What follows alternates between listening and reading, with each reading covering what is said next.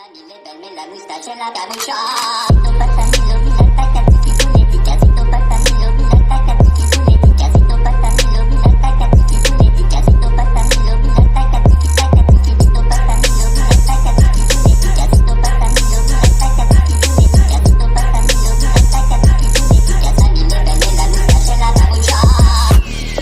What's going on? This is your man John Fortune, your host of the Frustrated Fan Sports Show. And today, the DC Defenders clinch home field advantage for the playoffs in the XFL season in a very tight game. Like I tell y'all, man, and I'm going to keep saying this because I don't know how to say it as much as I can, but if you're not watching the XFL, you are missing some real action. I mean, like I tell y'all, a football game is never over in the XFL. Washington was, DC was up, and I mean, at this point, like, you can kind of tell that the coaches are still kind of getting used to the XFL rules and how it plays out and stuff like that, because at some point, Reggie Barlow felt the need to take Jordan Ta'amu out the game and not run the score up. But in the XFL, you gotta run the score up, because if you don't, there's a chance that a team can come back. And dang it, if that didn't happen, Reggie Barlow takes Jordan Ta'amu out of the game, puts in D'Eriq King. D'Eriq King throws a touchdown, but then comes back and throws 2 picks in the second half. And not only that, Arlington, the Renegades, sat up there and turned those turnovers into 17 points, gets themselves back in the game, ties the game 26-26 in the fourth quarter, and then sits up there and we go to the shootout. And man, was that some shootout. Whew. Oh man, I tell you, the XFL, I'm sorry, y'all. This is some fun, some really fun football. And for everybody that wants to be NFL loyalist, you got to understand, football is football, but when the excitement is there, you got to commend it. I mean, don't get me wrong. The USFL is okay, but they go by NFL rules. The XFL does innovation, people. Innovation is in the XFL. And like I said again, a game is never a game is never too far to get away from people, because I mean again, in the NFL, somebody goes up 26 to something, then next thing you know, they try to run the ball and they try to run the clock out and stuff like that. In the XFL, you can't do that because a team can come back in a couple plays. Not only that, when they score, they can go for it on 4th and 15, and dang it if that's what Arlington didn't do. The Renegades go for it on 4th and 15, convert. The score at that point is 26-23. They convert the 4th and 15, sit up there, kick the field goal, tie the game, and we go into the shootout. And man, and even the shootout, like the fact that they don't really kick field goals or they don't kick extra points in the XFL makes this action even more enticing. But they go into the overtime and they go into the it's a shootout. It's a shootout. I don't know what else to call it. I'm gonna have to find a phrase for it, but I mean, they go into the shootout and you're talking about these games be so close.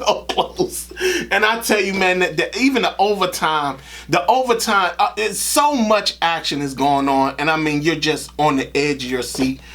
I tell you, it is something really big. I mean, even Greg Williams thought the game was over, and he ran out, and then he had to run back onto the field because I tell you, man, they don't let anything bypass in the XFL. The way that the penalties in the game, they do a fantastic job in reversing penalties and play calls and all that. And I mean, again, it's just It's exciting football, y'all. There's nothing more I can say about it. Jordan Ta'amu had a fairly good game. Like I said, he was taken out of the game pretty early on. That was Reggie Barlow still in that NFL mindset where he thought that they were just going to run the ball and run the clock out. Nah, that doesn't happen in the XFL. You mess up, you get a team coming back on you, and you get to the point where you almost lose a game. So going into the playoffs, there's a lot of stuff that they're going to have to fix up. Greg Williams is going to have to get them to play a whole lot tighter on defense because in the beginning of the game, Greg Williams tries to see what they're going to do and stuff like that, and then he completely stops that because at the beginning of the game, Arlington, the Renegades, were running the ball. And then so Greg Williams just tried his best to seal that off, and then next thing you know, they started throwing it. The Renegades tight end Canelo, I mean, my God, like, why is he not in the NFL again? I mean, he runs really good routes, and I mean, now he doesn't catch that well at the catch point, but again, that could just be quarterback play. But man, I'm sorry, y'all. That was just some really, really exciting football. And Lucky Jackson. We always talk about the Commanders and their receiving core, but this defender receiving core is on par with them. And I'm not saying NFL par, but again, when you talk about, you got basically 4 guys, you can go 4 dudes deep with this receiving core. And again, if Jordan Ta'amu, he's doing good. I mean, if Jordan Ta'amu was a little bit more accurate, you talking about these wide receivers would probably all have like close to 1,000 yards receiving or something like that. Even though it's only 8 games, but I mean, you talking about Lucky Jackson is just the man. I mean, like I said, Chris Blair is their Terry McLaurin. When they're in trouble and they need to get out of trouble, they go to him. But Lucky Jackson had 2 touchdowns.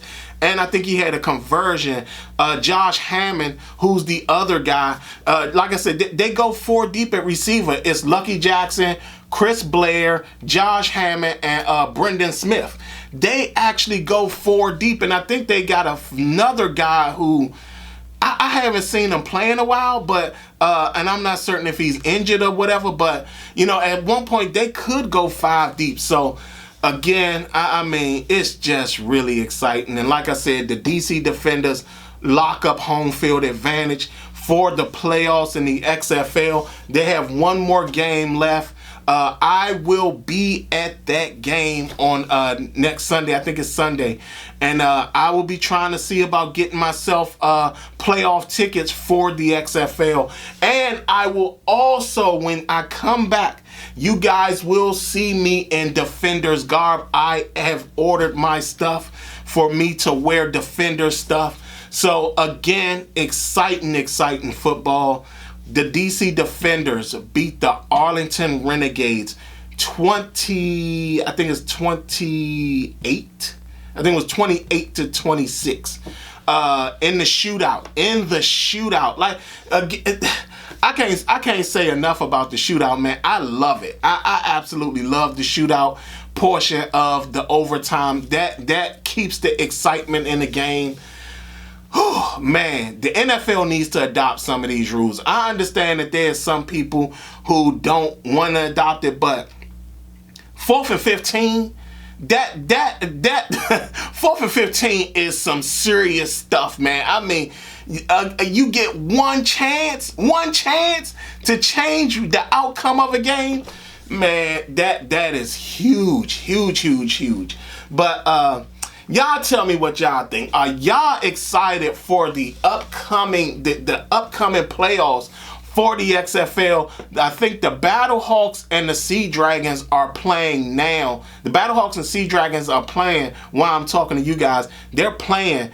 And that game, whoever loses the game is out of the playoffs, and the one who wins is in. So, man, I tell you, it is some exciting football, and I can't wait to see it live. I tell you, I'm excited. I'm beyond enthused. I mean, we're going to get some. We might be getting championship football. Y'all tell me what y'all think. Are y'all all excited of the fact? How many of y'all are going to try your best to get tickets to the playoff games? Because again, this is going to be the first time around that we're going to actually get playoff football in the nation's capital. Not only that, you're talking about we might actually see.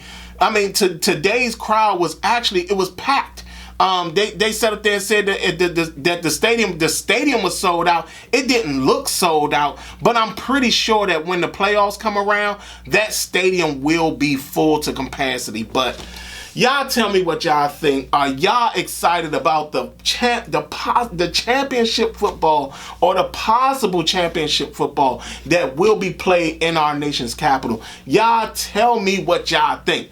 Other than that, this has been your man John Fortune, and this has been the Frustrated Fan Sports Show.